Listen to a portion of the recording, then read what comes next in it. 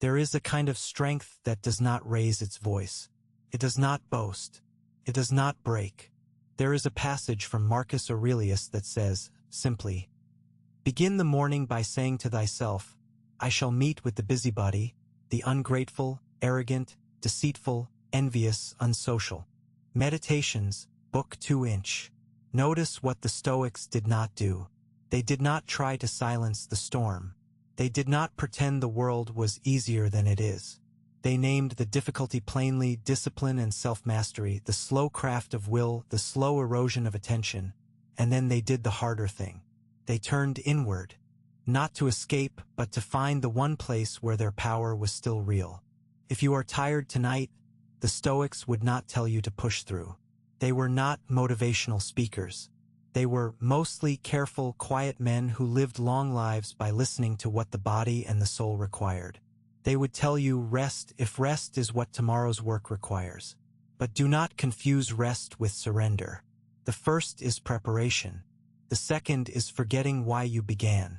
There is a small and surprising freedom available to anyone willing to stop. Stop arguing with what has already happened. Stop rehearsing what someone said. Stop counting the ways you were treated badly. None of that requires forgiveness. That is a separate, larger question. It only requires the decision to put the thing down. To set it down, as you would set down a stone you have carried too far. Watch, sometimes, how a small humiliation lingers in you for hours.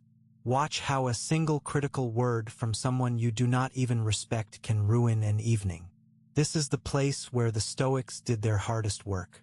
Not in grand crises, those are easy in a strange way. In the small frictions. In the petty ones. The ones that should not matter, but do. Consider how much of your day is spent reacting. A message arrives and your mood shifts. A small look from a stranger, and your shoulders tense. The Stoic noticed this and named it. Between every event and your response, there is a space. The space is yours. The size of that space and what you do inside it is the entire measure of patient self-command. Marcus Aurelius wrote his meditations at night, in a tent on campaign, surrounded by men who would betray him, by an empire that was beginning to fail. He had every right to be bitter. He chose, instead, to write a letter to himself. A letter that said, in 100 different ways, the same quiet thing. The only thing I can govern is what I do with this moment. There is a temptation, when you read words like these, to treat them as inspiration. Words to be felt, then forgotten. But the Stoics did not write to inspire. They wrote to instruct. They believed that virtue was a craft, not a feeling, that discipline and self-mastery was something you practiced, the way a stonecutter practiced his chisel. Small, deliberate, repeated. Consider the man who has just been criticized. The blood rises in his face. His mouth opens before his mind has formed a thought. The Stoic, in this moment, does not pretend he feels nothing. He pauses. He notices the heat, and he asks the only question that matters. Is this in my power? Not what was said. That is gone. Not what was meant. That belongs to the speaker. Only what I do now. Only that. When you cannot change a circumstance, you can still change your relationship to it. This is not a clever trick.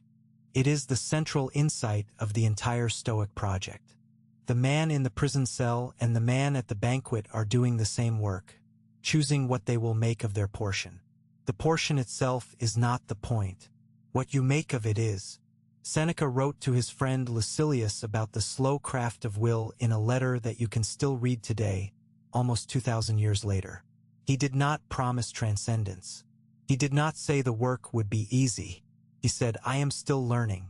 Even at the end of my life, I am still learning. Take this as a comfort. The men we look up to were not finished. They were practicing. There is a phrase Epictetus repeated over and over in the schoolroom in Nicopolis where he taught virtue is a habit. Not a gift. Not a mood.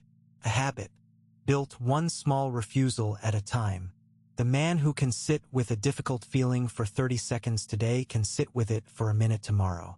The work is unremarkable. It is also the whole work. The Stoics held that a life well lived is not measured by its length, nor by its comforts, nor even by what was accomplished within it. It is measured by the alignment between what you said you valued and what you did. That gap between word and deed is where character lives, or fails to. Tonight you might consider gently where that gap is widest in your own life. Not to punish yourself, to know. Marcus Aurelius, surrounded by sycophants and assassins, kept returning in his journals to a single phrase. The obstacle is the way. Not, the obstacle is in the way. The obstacle is the way. What is blocking you is what you are here to learn.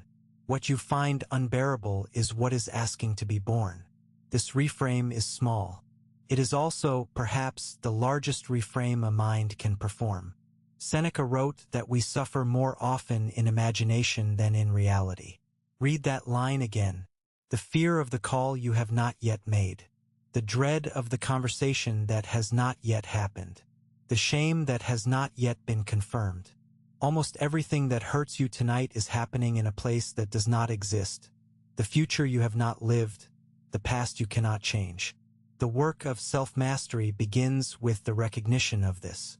There is a particular kind of suffering that comes from believing you are alone with your difficulty. The Stoics knew this suffering well, and they wrote against it with a tenderness that modern readers sometimes miss. Aurelius did not write to a perfected reader. Aurelius wrote to the man at his worst, the one who has just lost his temper or his courage or his way. To that reader, the message was always the same. Begin again. It helps sometimes to remember scale. You are one person on one planet, in one moment of a history that stretches behind you for tens of thousands of years and ahead of you for who knows how long. The thing that is bothering you tonight, the slight, the unanswered message, the small humiliation, will not be remembered by anyone, including yourself, in a year. This is not nihilism. It is perspective. The Stoics called it the view from above. There is, beneath all of this, a question the Stoics return to in every text, in every translation, in every century. What is a man for? Not what does he want? Not what does he fear? What is he for? The answer, in their view, was unflinching. A man is for becoming what he is capable of being. Nothing else. Not the applause, not the fortune, not the bitterness of having been wronged. Only this slow, daily becoming. There is no shame in beginning again. The Stoics, if they could speak to you now, would not be impressed by your record. They would not care how many times you failed before. They would ask only one thing: are you, in this moment, willing to begin? That is the entire test. And it is, blessedly, a test that resets every morning. There is an exercise that Epictetus gave his students that you can do tonight in the next 10 minutes. List the things you have lost in the last year: opportunities, relationships, money, time, certainty. Then ask of each one, was this ever truly mine? Or was it on loan, the way the harvest is on loan from the field? You will find, if you are honest, that almost nothing was truly yours.